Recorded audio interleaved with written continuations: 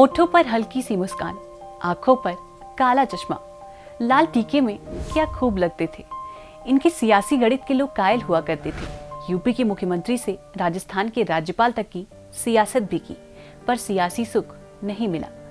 इतिहास को खुरेचते हुए आपको 68 साल पीछे लेकर चलते हैं और बताते हैं यूपी के कैसे सीएम के बारे में जो गरीबी में मरा और यूपी में कांग्रेस बिखेर गया।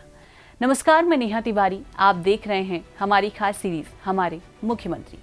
आज दूसरी पारी में हम आपको यूपी के एक ऐसे सीएम के बारे में बताने जा रहे हैं जिनका जन्म 1 जनवरी 1890 को हुआ। इस दिन बनारस ने यूपी के एक ऐसे सीएम को जन्म दिया जो यूपी की राजनीति को नया नजरिया देने वाला था। नाम था डॉक्टर संपूर्णानंद। क्वींस कॉलेज से वृंदावन और फिर बीकानेर में पढ़ाई हुई। संपूर्णानंद जी के बारे में यह बात तो सबको मालूम है कि मूल रूप से पढ़ने लिखने वाले आदमी थे। एक शिक्षक थे, अध्यापक थे और करीब 45 किताबें उन्होंने लिखी, जिसमें उनकी समाजवाद जो किताब थी इंडियन सोशलिज्म काफ़ी फेमस रही। फिर दौर आया नौकरियां करने का, जो थोड़े ही दिन चली, क्योंकि दिमाग में नौकरी पर दिल में सियासी संग्राम दौड़ रहा था। हिंदी और अंग्रेजी में मैगजीन भी निकाली, काशी विद्यापीठ में पढ़ाया, पर वो दौर नौकरियां करने का नहीं था। स्वतंत्रता संग्राम चल रहा था तो वो आंदोलन में हिस्सा भी लेते रहे। इसके बाद बड़े ही नैसर्गिक तरीके से राजनीति में सक्रिय हुए। फिर 1926 में कांग्रेस की तरफ से विधानसभा में चुने गए। इसके बाद 1937 में गवर्नमेंट ऑफ इंडिया एक्ट 1935 के तहत चुनाव हुआ। भारी कंफ्यूजन के बाद कांग्रेस ने चुनाव लड़ा, इसमें भी संपूर्णानंद विधानसभा में चुने गए।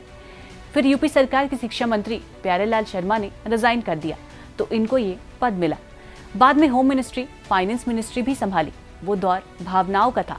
दूसरे विश्व युद्ध के दौरान ये सरकारें भंग भी कर दी गईं। 1948 के आसपास वाराणसी की कांग्रेस में 2 गुट हुए, एक रघुनाथ सिंह का तो दूसरा कमलापति का। फिर स्टेट समिति में भी 2 गुट हो गए, एक पुरुषोत्तम दास टंडन का, दूसरा रफी अहमद किदवई का। टंडन गुट के समर्थक गोविंद बल्लभ पंत, संपूर्णानंद और चंद्रभानु गुप्ता थे। गुप्ता का प्रभाव टंडन पर ज्यादा था। कुल मिलाकर राजनीति उसी समय बहुत जटिल हो गई थी। आपसी झंझट बहुत हो गए थे। सबको पता था कि 1952 में चुनाव हो रहे हैं। आजाद भारत में सब लोग पहला मंत्री, पहला सांसद बनने का ख्वाब पाले हुए थे। लोकसभा और विधानसभा के चुनाव एक साथ हो रहे थे।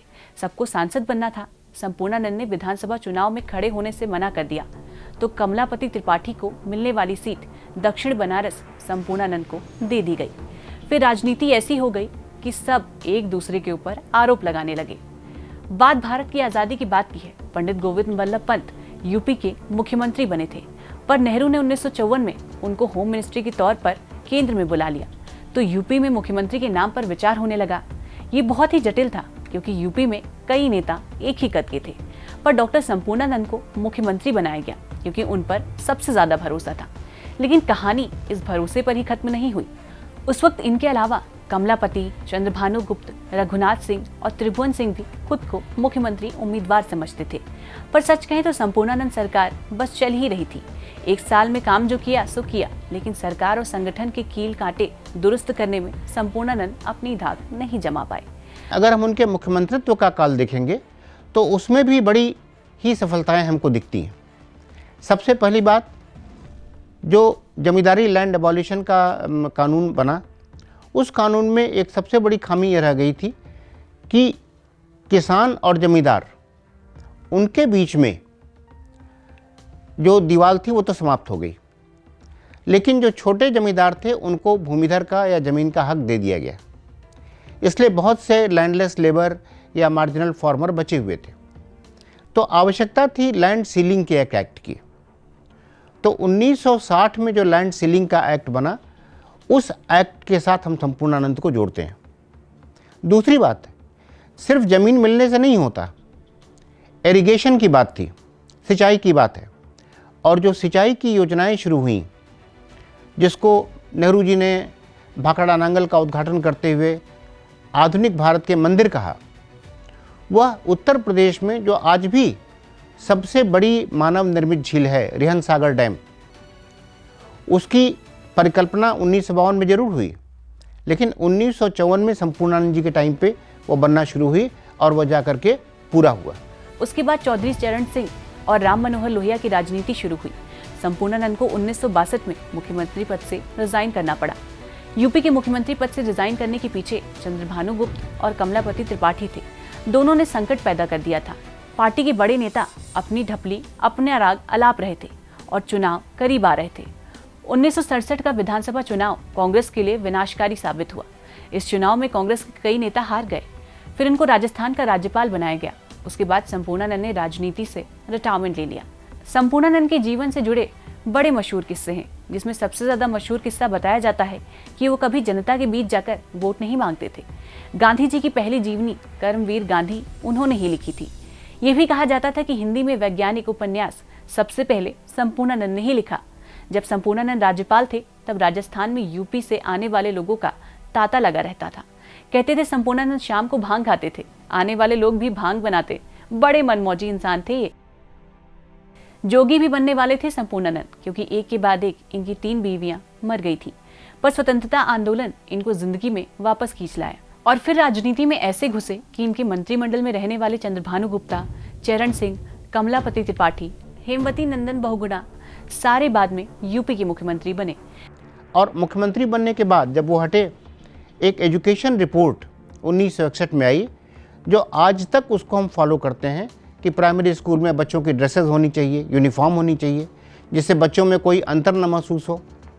मिड डे मील की जो स्कीम है वो उसमें आई, टेक्स्ट बुक्स कैसे बनाई जाएं, और उसमें एक से एक समाजशास्त्री MN श्रीनिवास, बम्बई यूनिवर्सिटी के वाइस चांसलर, इस प्रकार के अनेक लोग थे। लेकिन उस कमेटी की जो अध्यक्षता थी वो डॉक्टर संपूर्णानंद की। उत्तर प्रदेश में ललित कला अकादमी जो हम देखते हैं, कलाओं की, संस्कृति को जो रख रखाव है, उसकी भी शुरुआत डॉक्टर संपूर्णानंद ने की। संपूर्णानंद राजनीतिक होते हुए भी राजनीतिक चीजों से अलग थे। बात तब की है जब आचार्य नारेंद्र देव कांग्रेस छोड़ चुके थे। उन्होंने प्रजा समाजवादी पार्टी बना ली थी। उस वक्त पंडित संपूर्णानंद कांग्रेस में थे और यूपी के मुख्यमंत्री भी।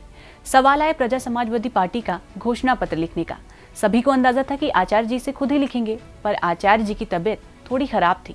आचार्य जी से पूछा गया कि घोषणा पत्र लिखने का काम आखिर कहाँ तक पहुंचा, तो आचार्य जी ने कहा कि उन्होंने संपूर्णानंद से कहा है वो घोषणा पत्र लिखें।